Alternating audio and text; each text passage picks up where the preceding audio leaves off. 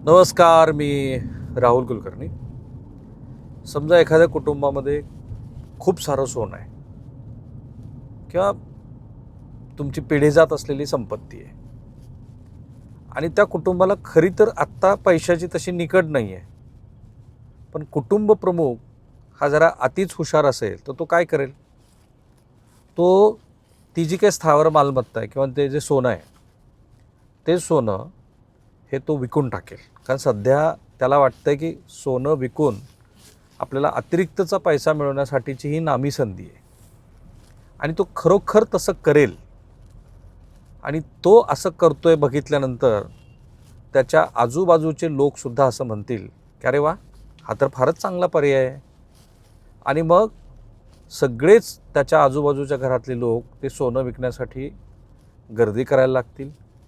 आणि परिणाम काय होईल तर त्याच्यापासून कितीतरी दूर अंतरावर असलेल्या घरातल्या मंडळींनासुद्धा त्यानं विकलेल्या सोन्याचे फायदे होतील आणि दर कोसळायला लागतील. ते म्हणतील की आता बरं झालं, फ्रान्सनी नेमकं तसंच केलं आहे. एमॅन्युएल मॅक्रॉन जे त्यांचे राष्ट्राध्यक्ष आहेत, अतिशय हुशारीनं दुसऱ्या जागतिक महायुद्धानंतर अमेरिकेमध्ये जे 129 टन एवढं सोनं जे अमेरिकेमध्ये त्यांनी ठेवलं होतं. कारण जगाला असं वाटलं की तेव्हा, आणि कारण त्यांनी एकट्यानेच नाही ठेवलं, फ्रान्सने अनेक देशातल्या मंडळींनी, जर्मनीने ठेवलं, ब्रिटिशांनी ठेवलं होतं, पोलंडनी ठेवलं होतं अमेरिकेमध्ये.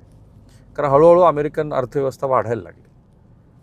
आता जेव्हा जगात सगळीकडे सोन्याचे दर वाढलेत असं लक्षात आल्यानंतर आणि बहुधा एमॅन्युएल मॅक्रॉन यांच्याबद्दलचा जो आकस दिसतोय मिस्टर ट्रम्प यांचा, त्याचं one of the reason could be likely दिस.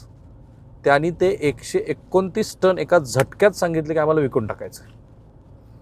बरं, ते विकतानाची जी त्यांनी हुशारी दाखवली ना, ती हुशारी ही अनेक अर्थाने जगातल्या इतर राष्ट्रांसाठी मार्गदर्शक ठरली आहे. कशी हुशारी दाखवली? त्यांनी काय केलं? त्यांनी एकच केलं की हे सोनं हे विकत म्हणजे तिथे जिथे होतं तिथून ते परत फ्रान्समध्ये नाही आणलं, त्यांनी ते अमेरिकन बाजारामध्येच विकून टाकलं. कारण ते दुसऱ्या जागतिक महायुद्धामध्ये खरेदी केलेलं सोनं असल्यामुळं त्याची प्युरिटी आणि तिथून ते परत जर्मनीमध्ये फ्रान्समध्ये घेऊन येण्यासाठी लागणारा सगळा संरक्षणाचा भाग, तर ते खूपच परवडण्यासारखी परिस्थिती नव्हती. आणि म्हणून त्यांनी 129 टन सोनं हे अमेरिकेमध्ये विकलं. केव्हा? जेव्हा सोन्याचे दर सर्वोच्च पातळीवरती होते. आता सोन्याचे दर हळूहळू कमी व्हायला लागले. त्याचं हे पण एक कारण आहे. परिणाम काय झाला की फ्रान्सच्या एका बँकेला किती पैसे मिळालेत बघा. या धोरणात्मक निर्णयामुळं फ्रान्सची जी फेडरल बँक होती त्या बँकेला 12.8 अब्ज युरोचा अतिरिक्त लाभ झाला. म्हणजेच ही जी बँक गेल्या वर्षी 7.7 अब्ज युरो एवढी तोट्यात होती, बँक ऑफ फ्रान्स, या व्यवहारामुळं ती 8.1 अब्ज युरोच्या निव्वळ नफ्यात आली. एका झटक्यात घेतलेल्या ह्या निर्णयामुळं बँक नफ्यात आली. आणि पुढं त्यांनी जे केलं ना, ते इतर राष्ट्रांसाठी खूपच मार्गदर्शनपर ठरलं. त्यांनी काय केलं, ते जे काही सोनं विकलं होतं त्यातनं जे पैसे आले होते त्या पैशातनं दुसरं सोनं विकत घेतलं आणि ते फ्रान्समध्ये विकत घेतलं. आणि ते विकत घेऊन तिथंच पॅरिसमध्ये त्याने एक असा बंकर बांधला. पॅरिसमधल्या जमिनीखाली साधारणपणे 29 मीटर खोल असलेल्या ला सुतेरन या अतिरिक्त सुरक्षित असलेल्या तळामध्ये नवं खरेदी केलेलं सोनं हे तिथं डिपॉझिट केलं. आणि पैसे मिळाले, नवीन सोनं पण मिळालं. प्रोपोर्शनेटमध्ये कमी जास्त असेल पण ते त्यांना तिथं मिळालं फ्रान्समध्ये. आणि ते सोनं उचललं आणि त्याने तिथं त्या व्यवस्थेमध्ये त्या 29 मीटर खाली जमिनीच्या आतमध्ये नेऊन दडवून ठेवलं. आता हा व्यवहार हा जगात इतका चर्चेला आला की जगातले सगळेच देश, म्हणजे आता बघा, जर्मनीनं फ्रान्सच्या या पावलावरती पाऊल टाकत असं म्हटलं आहे की जर्मनीमध्ये सुद्धा मोठ्या प्रमाणामध्ये जे अमेरिकेत आपलं सोनं ठेवलेलं आहे ते परत आणा आणि अशाच पद्धतीनं व्यवहार करा, अशी मागणी आता जोर धरू लागली आहे.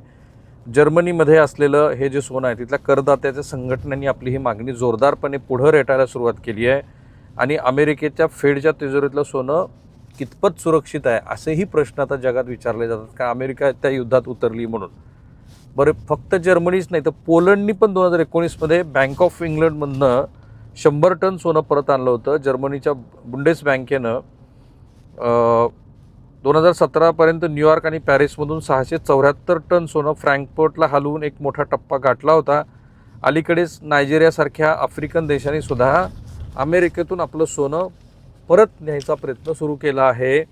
भारतीय रिझर्व्ह बँकेनं 2024मध्ये बँक ऑफ इंग्लंडमधून 100 टन सोनं मायदेशी आणलं होतं. पण एक आत्ता जो मूलभूत फरक आहे तो म्हणजे फ्रान्सनी खेळलेल्या ह्या नव्या खेळीचा. कारण जे काही दर वाढवून मिळाले होते त्या वाढवून मिळालेल्या दराचा एखाद्या सामान्य गुंतवणूकदाराप्रमाणे त्यांनी पुरेपूर वापर करून घेतला. ते सोनं विकलं आणि नवीन सोनं घेतलं. आता ह्यामुळं दोन गोष्टी घडल्या. एक, जागतिक पातळीवरती जे सोन्याचे दर, अर्थातच युद्ध जेव्हा सुरू होतं तेव्हा दोन बाबी प्रकर्षाने घडतात. एक, जी अमेरिकेची फेडरल बँक असते ती आपल्या बाजारातले दर स्थिर ठेवण्यासाठी डॉलरच्या व्याजाचे दर, तिथल्या गुंतवणुकीवरचे व्याजाचे दर वाढवते. तिथे तुम्ही पैसे टाकले की तुम्हाला अतिरिक्तचा पैसा मिळतो, त्यामुळे डॉलर मजबूत होतो. एक हा परिणाम असतो. दुसरं, सुरक्षित गुंतवणूक म्हणून युद्धजन्य परिस्थितीमध्ये लोक सोन्यामध्ये गुंतवणूक करतात. हा जगाचा ट्रेंड आहे. आता हा ट्रेंड जो आहे ना, हा सोन्याच्या जगभरातल्या किमतीवरती परिणाम करत असतो. आणि म्हणून अगदी काही वर्षापूर्वी जे सोनं 20-25 हजार रुपये तोळा होतं भारतामध्ये, ते आता 2 लाख रुपये, 2.25 लाख रुपये अशापर्यंत जाईल अशी चर्चा होती. आता हळूहळू ते घसरलं थँक्स टू फ्रान्स. आता हे असंच जर सगळ्या जागतिक बँकांनी करायचं ठरवलं तर सोने बाजारामध्ये मोठी घसरण होईल असं म्हणतात. आणि ती घसरण रोखण्यासाठी आता अमेरिकेसुद्धा विचार करते की आपण काय करू शकतो. पण अर्थात बऱ्याच गोष्टी ह्या अमेरिकेच्या हातात नाही आहेत. पण ज्या पद्धतीनं फ्रान्सने हा डाव खेळला त्या डावामुळं आता जगातले इतर राष्ट्रसुद्धा तसा विचार करायला लागलेत. आणि तर इंटरेस्टिंगली भारत हा जगातला चीन पाठोपाठ यावर्षी 2ऱ्या क्रमांकाचा सर्वात मोठा सोन्याचा आयातदार देश बनला आहे. भारताच्या नागरी संस्कृतीचा सोनं हा एक महत्त्वाचा भाग आहे. आणि तो फक्त भारताचाच नव्हता असं नाही, पण भारतात काय आहे की स्पेशली धार्मिक विधी आणि खास करून लग्न सोहळ्यामध्ये कितीही सोनं महाग झालं तरी ते सोनं हे देण्याची प्रथा, अर्थात काही कुटुंबाच्या बद्दल तर त्यांना ज्या पद्धतीने कर्ज काढावी लागतात त्यामुळे ती कुप्रथा पण आहे. आणि त्या सगळ्याचा परिणाम म्हणून अशा पद्धतीचे व्यवहार कितीही झाले, कितीही दर वाढले तरी आपल्याकडे सोनं खरेदी वाढत असते.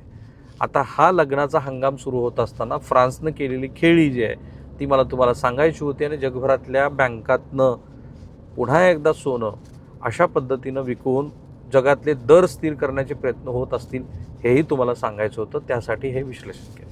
सो तुम्हाला ते नेहमीप्रमाणे आवडलंच असेल तर ते जगभरातल्या आपल्या मराठी बांधवांच्या घराघरापर्यंत जाऊ द्या. थांबूया.